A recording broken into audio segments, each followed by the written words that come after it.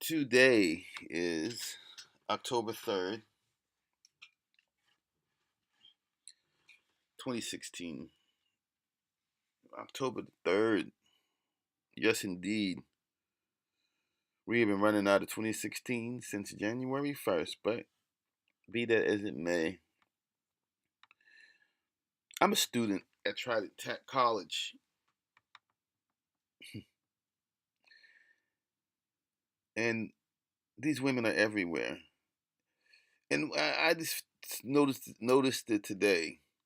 The constructed Negro, I don't care how terrible a rule is, I don't care how unfair that rule may be, they will enforce the rule. I leave class early because I have to catch the bus. And if I don't catch the bus, I'll have to wait like another 90 minutes before I can catch another bus. So it's late. None of their business. Constructed Mammy says, class is not over yet. And I was like, don't say anything. Don't say anything. Never argue with a black woman. Never argue with a mammy. Never. Never have a conversation with them. If you do, make it short. Because mammies. You could take the janitor at Trident Tech College. I just wanted to use the bathroom. Floor is wet. The floor is wet. The floor wet. The floor wet. I just politely glanced in her direction, never making eye contact. Just letting her know that I heard what she said, and I proceeded to do what the hell I want to do. Because you know what? I don't talk to those janitors around Trident Tech. Because they all think that they're my damn boss. Except for when the white people, yeah, man, ma'am, I wouldn't let him in the class, ma'am. No, ma'am, I know he ain't supposed to be in the classroom unless you in there, ma'am.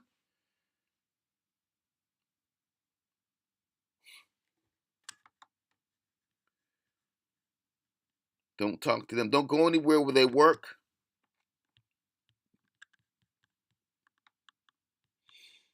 Just avoid them.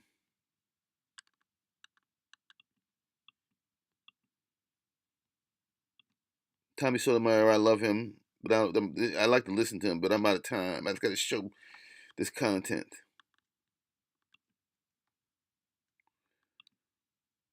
I saw a boy. Man, I can tell you so many stories.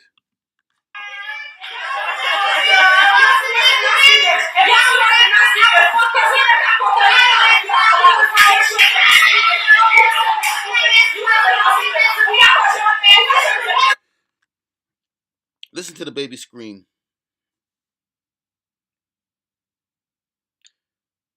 I don't have anything against them. I just want to bring awareness. All this evil has to stop. And it can stop with the ceasing of dropping your sperm in any kind of garbage can that you see.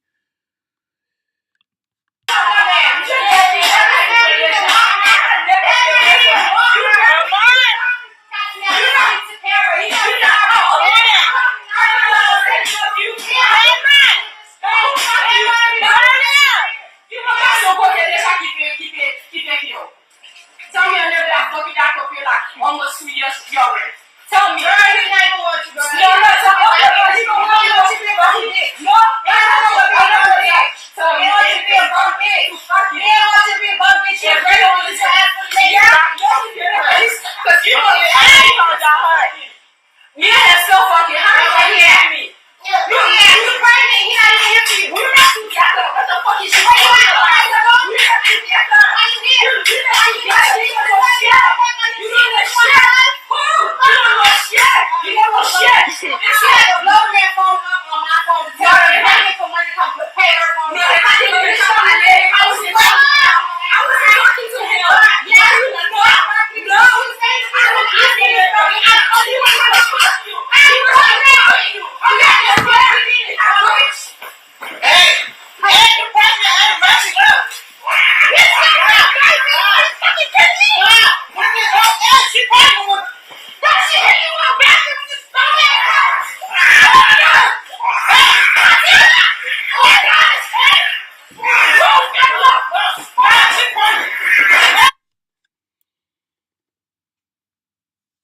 you see her kick the baby?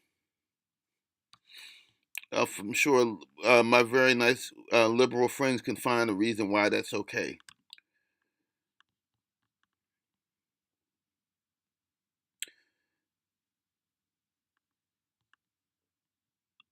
Institutional racism exists in this country. African American community is not delusional about this. What is happening in Charlotte. You know, she has the right to her opinion. But it's very difficult for me to take any black woman, so-called constructed Black Lives Matter supporter, sitting there with that horsehair on her head. I'm not going to talk about her being masculine. Black women have a tendency to be masculine. They're just not fun. They're no fun. But you know what? You liberal television people, you can have them. Congress can have them. It's about Charlotte, it's about Tulsa, it's about Cleveland, it's about Baltimore, it's about Ferguson. It is about the fact that racism exists in the DNA of America, and the only way that we're going to deal with it is to confess our sins. It didn't start with police and it doesn't end with police. It is the entire system. And as an African American mother of an African American son who is a law enforcement officer, who has been racially profiled throughout his life, who does wear... They are nothing but liars. There's no such thing as an African American. I believe everything you hear. It's so stupid. There's no such thing, but go on. A gun, who I do worry about on both ends. Let me just tell you this. We have to deal with these issues in a very real way, and the African American community is sick and tired of the same sad song being played over and over and over and over again. And just like novelist James Baldwin and activist James Baldwin said, he said to be black in America and to be relatively conscious is to be in a rage all the time. And when we have leaders who don't even want to acknowledge that we have institutional racism in this country, political, economic, financial, we have to admit that, and we have to do something about it. And all communities need the police, but we need transparency, we need accountability.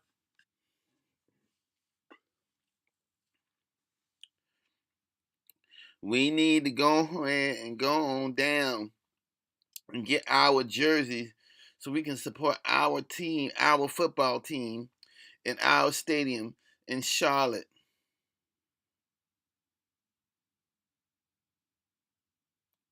We need to do this and we need to do that. We are all raised African Americans. I'm indigenous. You dumb motherfucker. We need trust, and they are not mutually exclusive, but it is okay for the African American community to call foul, and that is what we are doing all across this country. And we're sick and tired of the same old song being played over and over again. Yet in the wake of all of this, they're dead black. We sick and tired. We sick and tired of y'all spending billions and billions and billions of dollars on hair weaves. We's tired. We's tired of you abusing and murdering children in the neighborhood.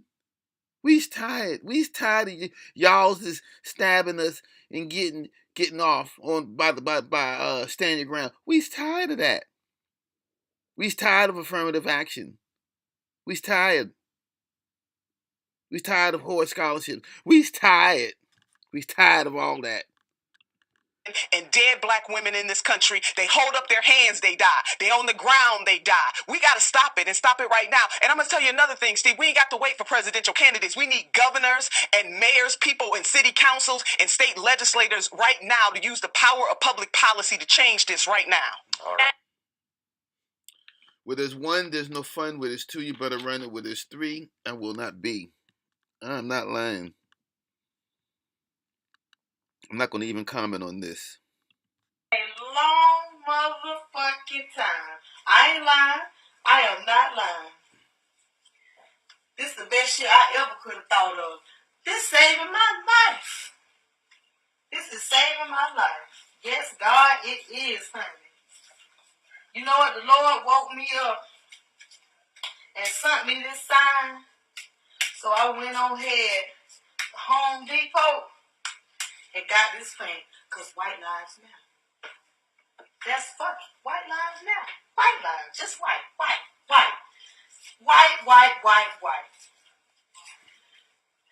Now see all you niggas, if you want to survive, I'm going to keep saying it. Go white. Just go white. Cool, you'll live a long time, right? Hold up. Baby, I don't want nothing brown on me. Nothing motherfucking brown on motherfucking me. Because no, police ain't going to kill me, goddamn.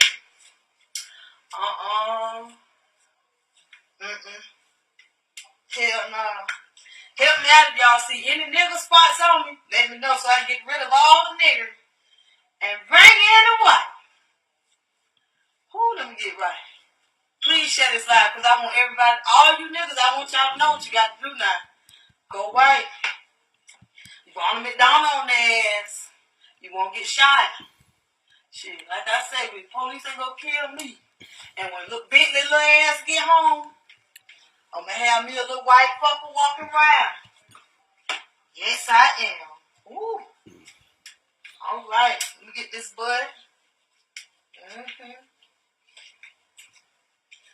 Now look, black families, if you want to survive in this, I see nigga.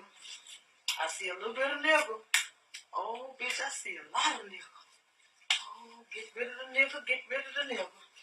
Nigga be gone, nigga be gone, nigga be gone. All right.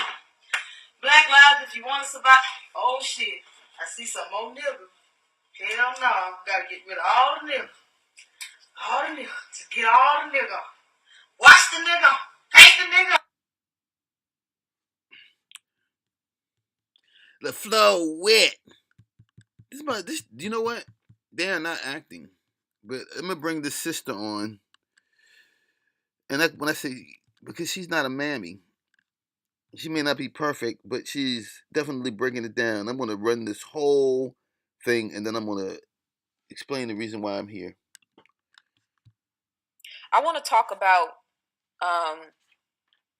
the war on black men, and I'm going to tie that in my goal to be balanced because I read something that really disturbed me. There's an article on blackgirllonghair.com. Activists hang highway banner blasting black men for not fighting for women in Black Lives Matter. This was posted August 10th of 2016. And basically there is this picture, this sign that they held up on a freeway.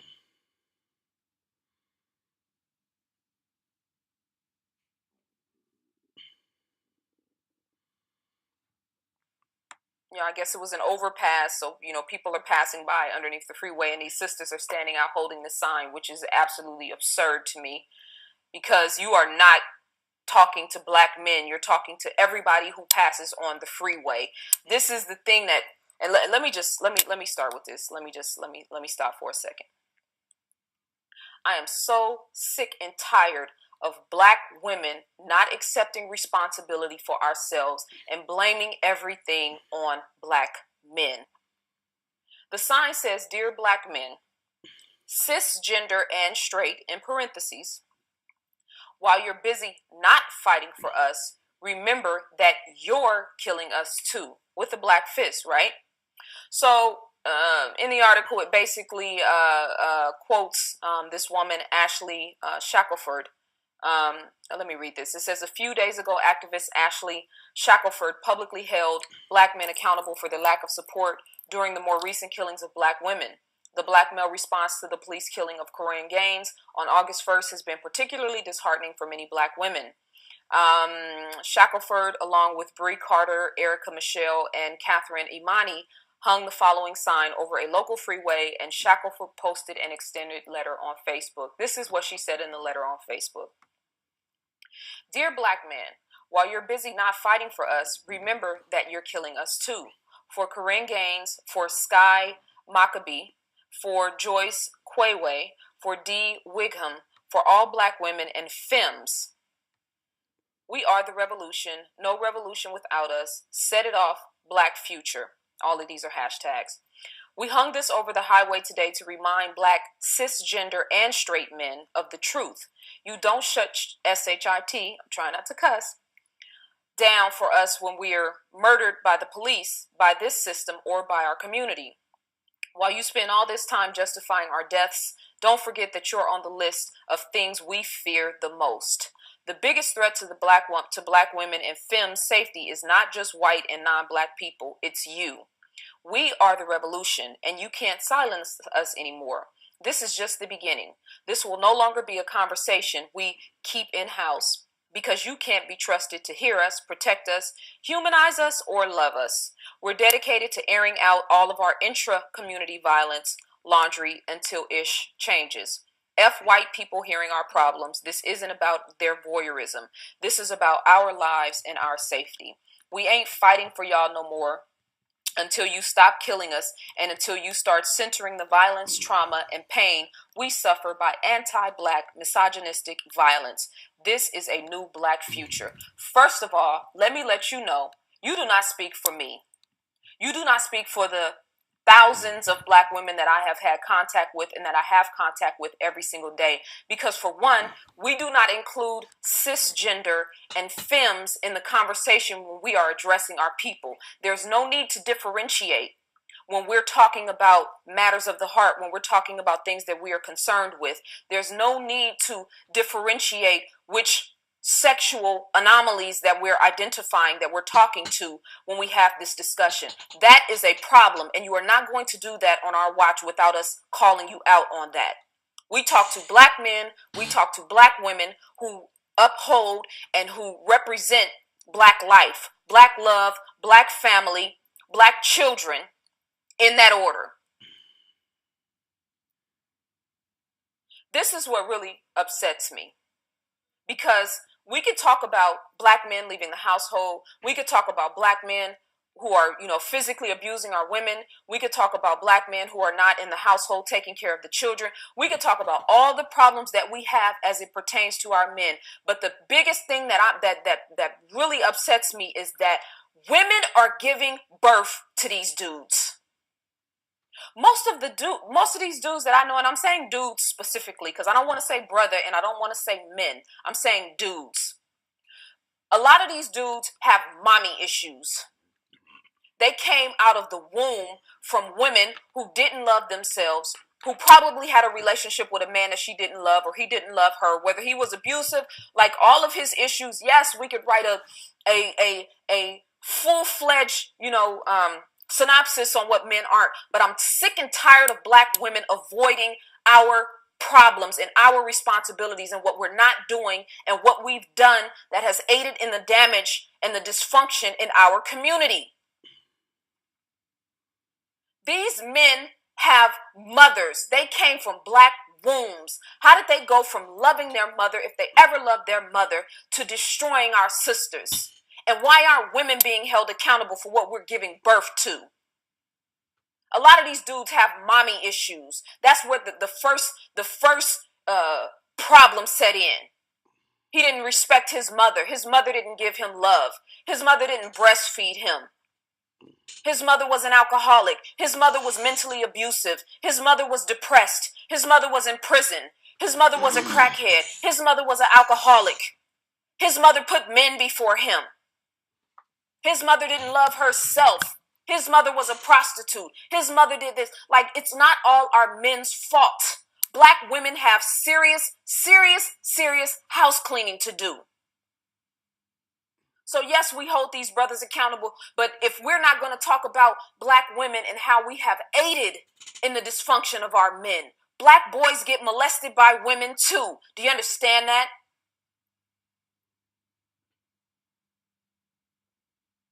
There is a very sick dichotomy happening right now where you have all these black females, these femmes, and these anti-black men, and these, black feminist columns, and everything's always pointing the finger at black men. Meanwhile, Gabby Douglas, one of the greatest athletes in the world, is getting dragged and drugged all over social media by black women, talking about her hair.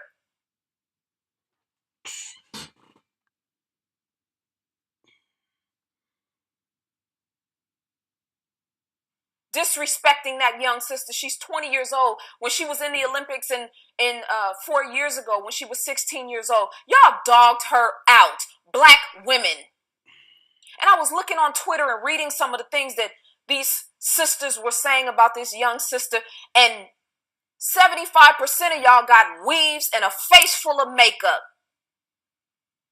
And you talking about and disrespecting this beautiful young sister, one of the best athletes in the world. You can see the pain in her face and the struggle in her face because people are all over social media bullying her. Black women got too much inner conflict. What did she say? She said intra community violence. What about intra-community violence between women? Let me let y'all in on a little secret. Dark-skinned women have an unwritten beef with dark-skinned women. Just like light-skinned women have an unwritten, unspoken beef with other light-skinned women.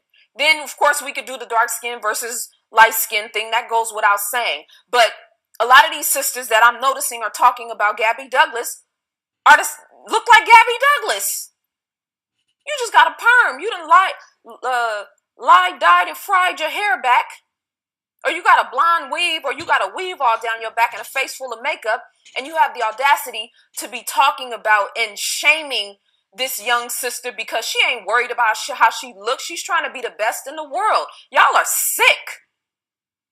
So where's the women who stood out on the freeway with the signs talking about what you won't do for black men? Let's hold black women accountable for the way we disrespect one another. And I'm a prime example. A lot of these comments, these disrespectful comments about me on my social media pages are black women. There's so much foolishness and dysfunction and ignorance plaguing the minds of so many of our women. I'm sick and tired of y'all blaming everything on black men. We gave birth to this. It came from our wombs. So yes, we have to deal with our men. Yes, we have to call them out. I don't believe standing on a freeway with a sign where everybody can read it. Asian women are looking at you like, wow, I would never do that. Latino women, white women, all of them are looking at you. You look like a fool. What have you proven? What did you accomplish? I really want to underscore like the insanity of a young sister being disrespected and degraded on social media to the point where, you can see the pain in her face, the bullying on social media, the blaming black men for everything. Then you add this social media stuff, man, it is so dysfunctional and it is so dangerous, and we really don't realize the impact that it's having on our children and on our young people. Like, people are committing suicide behind this stuff. The sister Leslie Jones on Twitter, all of the disrespectful things that were said about her, about her skin tone, relating her to a monkey. Like, it's hard enough being a black woman in this world as it is. This is why I always say, like, we talking about building institutions, we're talking about schools and banks and hospitals, and we need all of that, but like the accountability in us, the humanity in us, the inability to see one another as human beings, laughing and joking and creating memes about people's lives. And, some of it's funny, but a lot of the times it's like there's something should be off limits. Amy Joyner was a 16-year-old girl that got beat up in a bathroom by black girls. Where in the hell are the women standing on the freeway with the banner talking about that? Talking about the catty behavior of black women on Real Housewives of Atlanta and on reality TV and on social media, and how dangerous it is to young black girls. In the same way young black boys are looking at Young Thug and looking at these different rappers and trying to find masculinity and manhood. And don't tell me it's about the parents, because we've already agreed that we come from, dysfunctional foundations. And then in the next breath, you're going to tell me it takes a village. But where the hell is the village? When it's time to call in a village, you want to tell us it's up to the parents. Cowards. So, Amy Joyner and, these hood fights and whatnot, where girls are like beating up girls. This school in Oakland, these girls up here are so atrocious. They're beating up each other and bullying one another, and on social media disrespecting one another. And, where are you at on the freeway with the banner about black women and the war on black women by black women? the condition of young black girls right now. Have you looked at Periscope? Are you aware of what's happening on Twitter and on Facebook and on Snapchat and the condition of our daughters? You mean to tell me that's all black men's fault? Where's the consensus on that? Where's your high alert? Where's your state of emergency as far as our daughters are concerned?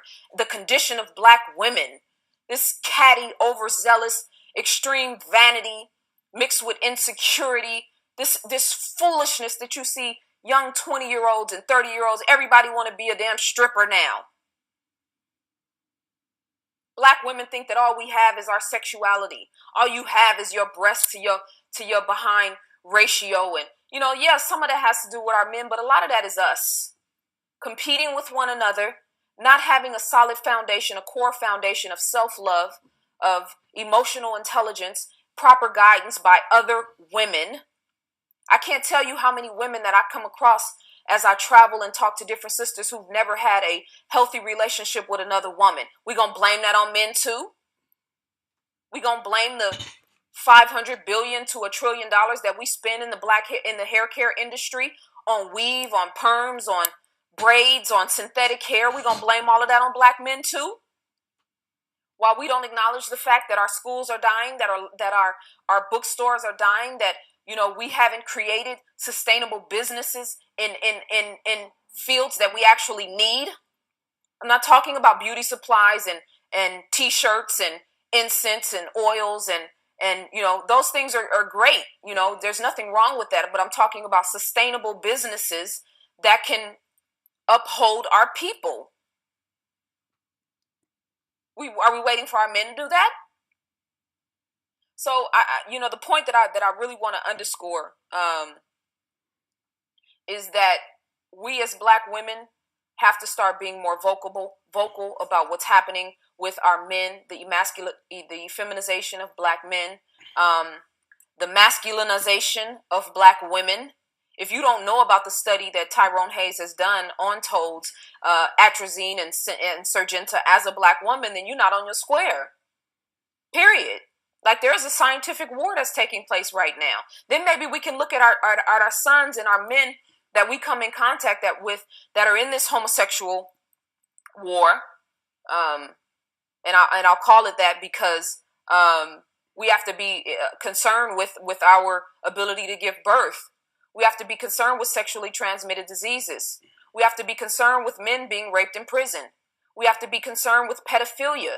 They say there's 4 million pedophiles in the United States at any given time. And those pedophiles are creating more pedophiles. Can we stand on a damn freeway with a banner and talk about that? Can we talk about the black women who knew of or know of their children being molested by men in their family and told the children to keep it a secret? Was that black men's fault too? When the so-called constructed intellect, this construct of intellect, these bugs don't know who they're talking to. Because when I'm in a room and I see these mugs come in telling me how great fluoride is,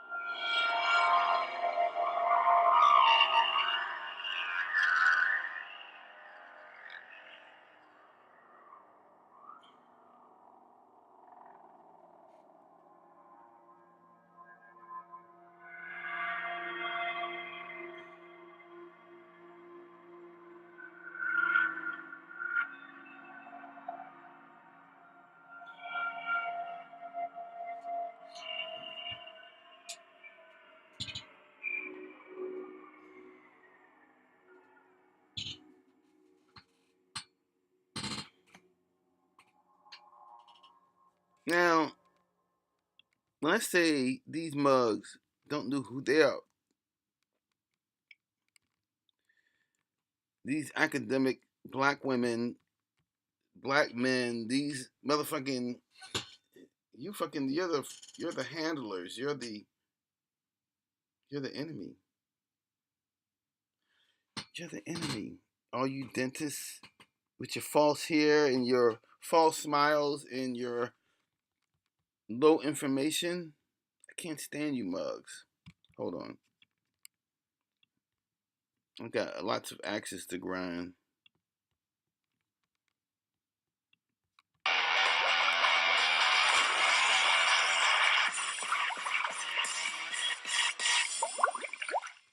When was the last time you stopped to think about the one thing you can't live without? No, I'm not talking about the internet. I'm talking about water. Without clean drinking water, life couldn't go on. So it's probably important that we know what's in the water we drink. For the past 65 years, city governments nationwide have been adding a substance called fluoride to the water supply.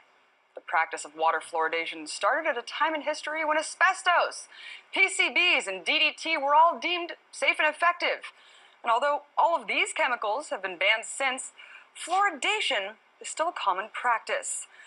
However, it's uniquely American. The U.S. has more people drinking fluoridated water than the rest of the world combined. In fact, most industrialized nations do not fluoridate their water, including Japan and 97% of Europe. So what exactly is it that we're ingesting? Well, it's not the same fluoride that's in your toothpaste. What's being added to municipal water supplies is a fluorine compound called hydrofluorosilicic acid, and it's a byproduct from the phosphate fertilizer industry. Yes, you heard me right. Let me break this down for you. Gaseous fluoride is produced during fertilizer production. Now, it used to go straight into the atmosphere from these factories, but presently, filtration devices are used to contain the toxic chemicals, and what's extracted from the filters is then condensed into a water-based solution, which is packaged unrefined and sold to city governments for the purpose of water fluoridation. So how did this all start? Well, interestingly, in 1944, the American Dental Association themselves published that it was not worth the health risk to fluoridate water supplies. Too bad no one heeded their warning, because the very next year, Grand Rapids, Michigan became the first community to fluoridate. And what happened next would not have been possible without a push from the aluminum industry, which was looking for a way to safely discard their fluoride pollution and waste. In 1947, Oscar Ewing, a paid attorney for Alcoa, the biggest aluminum company in the U.S., was picked to oversee the Public Health Service, which is now known as the Department of Health and Human Services. He then made clear his lingering ties to the aluminum industry by promoting water fluoridation as one of the first official policies of the department. From there, the policy expanded tenfold, with an additional 87 U.S. cities fluoridating within the next 3 years. Fast forward to today, where children are growing up indoctrinated with the notion that fluoridated water is necessary because it prevents tooth decay. But is that really the case? In 1987, the National Institute of Dental Research examined 39,000 school children from 84 different fluoridated and non-fluoridated communities. And while the study did find that in fluoridated areas tooth decay declined, the most interesting part is that there was a declining trend in tooth decay in non-fluoridated areas too, perhaps because of overall better hygiene. Okay, but not only is there no causal link, there's also serious health risks for fluoride overexposure. For one, an excess of fluoride causes fluorosis, which is the eating away of the enamel on your teeth. This is indicative of what it's doing to your body on a larger scale. You see, it doesn't just eat away at the tooth enamel. Only 50% of the fluoride we consume is excreted. The rest is absorbed throughout our bodies, our pineal glands, and our bones. In fact, an alarming study by the U.S. Public Health Service, which was later confirmed by Harvard Medical School, found that a deadly type of bone cancer called osteosarcoma was significantly higher in fluoridated communities than in non-fluoridated communities. However, the most distressing findings come from 18 studies done worldwide, showing a substantial lowering of IQ in overly fluoridated areas. And there are many more adverse effects than just those. Not to mention that the FDA admits that fluoride is a drug, not a nutrient. Multiple ethical codes are being violated here by forcing us to ingest this drug. Look, let's call it like it is. Water fluoridation has nothing to do with said benefits. Think about it. We're already getting our fair share of this substance through the dentist and the toothpaste we use every day. And what about the processed foods we're already eating and drinking on a daily basis? We get more than enough. So the argument that we need to ingest this substance as well is baseless. Look, guys, no matter what you think about fluoride, the real issue here is having a choice. No chemical, no matter what its alleged benefits are, should be forced upon the public without their consent. But let's not forget, as long as corporations are involved, our best interest isn't really the priority. So maybe we should be looking at water fluoridation as a money-making scam. It's a tale that's all too familiar. Governments and industry colluding to save money instead of saving lives. The truth is out there. You know, if you lack wisdom, just ask. These talented 10th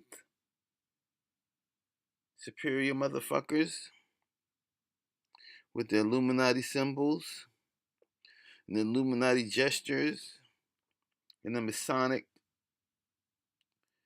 don't bring that over here. Direct question. Is fluoride good for you? Yeah, fluoride is healthy for you because I have some people that came down here. This is where I see them. And I'm going to close it out and say, where there's one, there's no fun.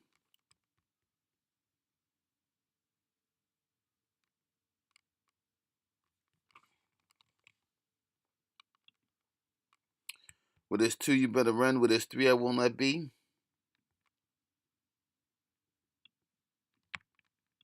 I don't give a fuck about them. They're all the same. A long motherfucking time. I ain't lying. I am not lying. This is the best shit I ever could have thought of. This saving my life. This is saving my life. Yes, God, it is, honey. You know what? The Lord woke me up and sent me this sign. Say, so you I fluoride. went Home Depot and got this thing. Because white lives matter. That's fucking white lives matter. White lives. Just white. White. White. White, white, white, white. Now see, all you niggas, if you want to survive, I'm going to keep saying it. Go white. Just go white. Cool, you'll live a long time, right? Hold up. Baby, I don't want nothing brown on me. Nothing motherfucking brown on motherfucking me. Because no, police ain't going to kill me, goddamn.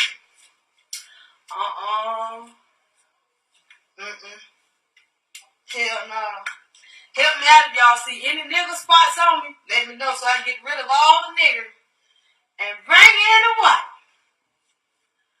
Let me get right. Please share this live because I want everybody, all you niggas, I want y'all to know what you got to do now. Go white. You want a McDonald's on their ass. You won't get shot. Shit, like I said, the police ain't gonna kill me. And when big little ass get home, I'm gonna have me a little white fucker walking around. Yes, I am. Ooh. All right. Let me get this bud. Now look, black families, if you want to survive in this, I see nigga. I see a little bit of nigga. Oh, bitch, I see a lot of nigga. Oh, get rid of the nigga, get rid of the nigga. Nigga be gone, nigga be gone, nigga be gone. All right. Black lives, if you want to survive. Oh, shit. I see some more nigga. Hell no. Gotta get rid of all the nigga. All the nigga. Just get all the nigga. Watch the nigga. Paint the nigga.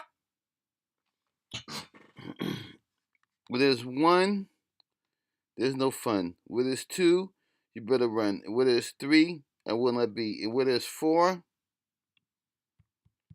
shut the motherfucking door. Good night.